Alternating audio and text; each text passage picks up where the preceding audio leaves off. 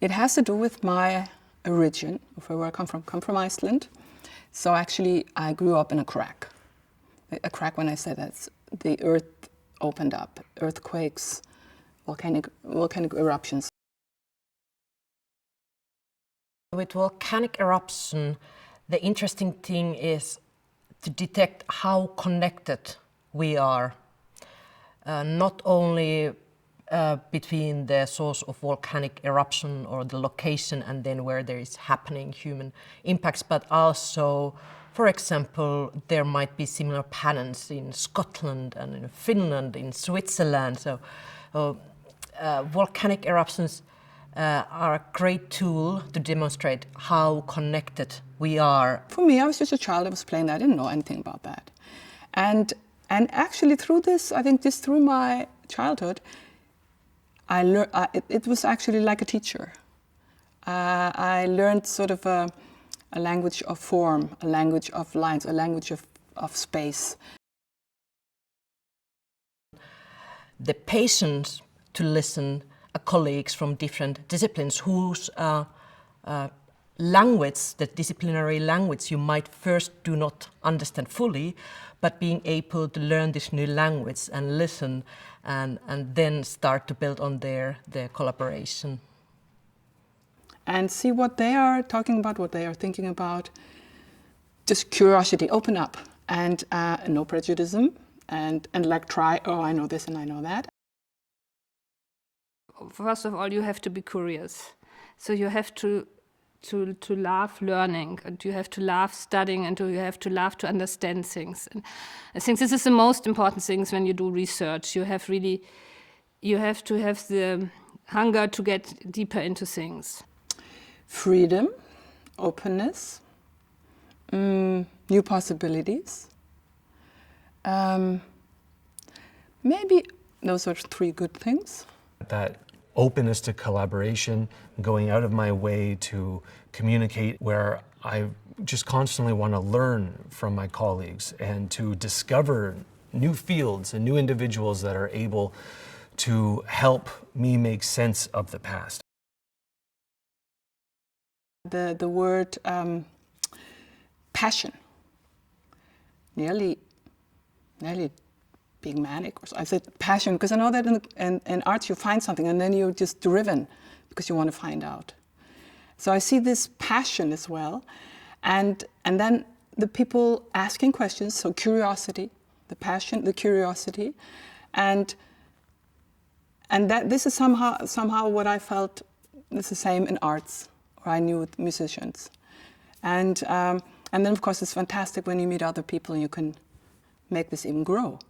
It's passion. I think it's just passion and interest. And I always wanted to become a geologist, maybe not a paleoclimatologist when I was 5 to 6 years old, but I was always interested in nature and the environment. And I think the interest to discover something new.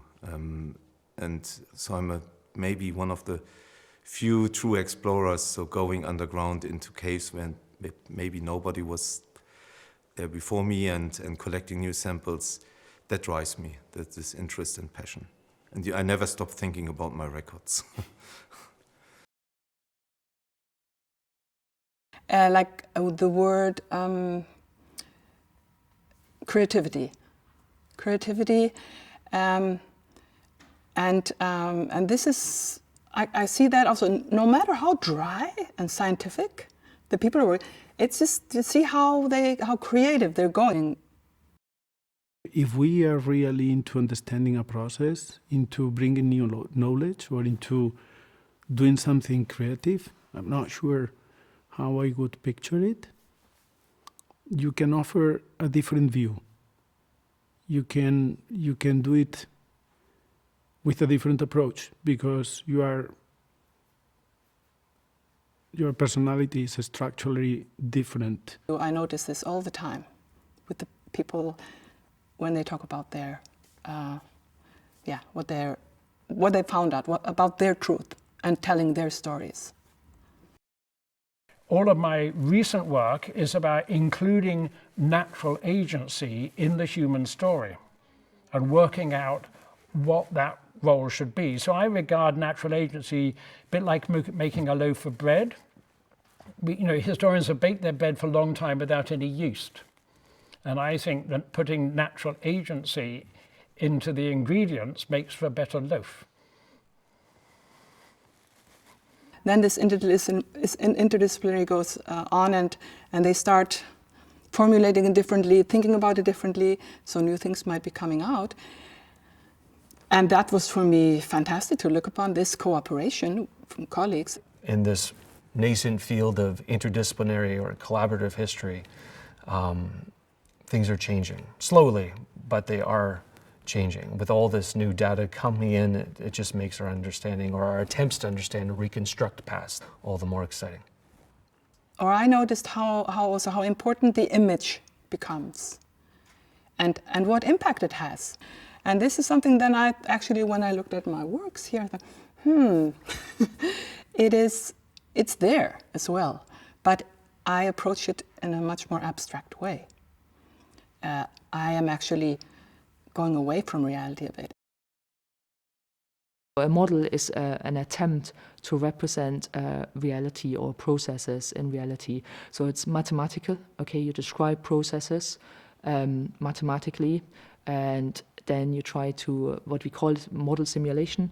So we change certain parameters. For example, in a climate model, you can simulate a volcanic eruption, and you do this by, for example, setting up the parameters of this eruption. Where does the eruption take place? How much gas is emitted in the atmosphere? And then you let the model, on the basis of physical equations, for example, calculate the climatic impact of this eruption. This method, I think, is called Erfahrungsdiagramm. The design. It's a very touristy thing. You can buy it at the airport, I'm afraid. But I have other Icelandic sweaters that you can't buy at the airport. In life, I would say the movements in life, the movements in nature, and the movements of Earth, it's all there. Of course, human society cannot live without nature. Climate is always there. We are not living in vacuum. So nature, environment and climate is always there when there is a human society. It cannot be taken away from people.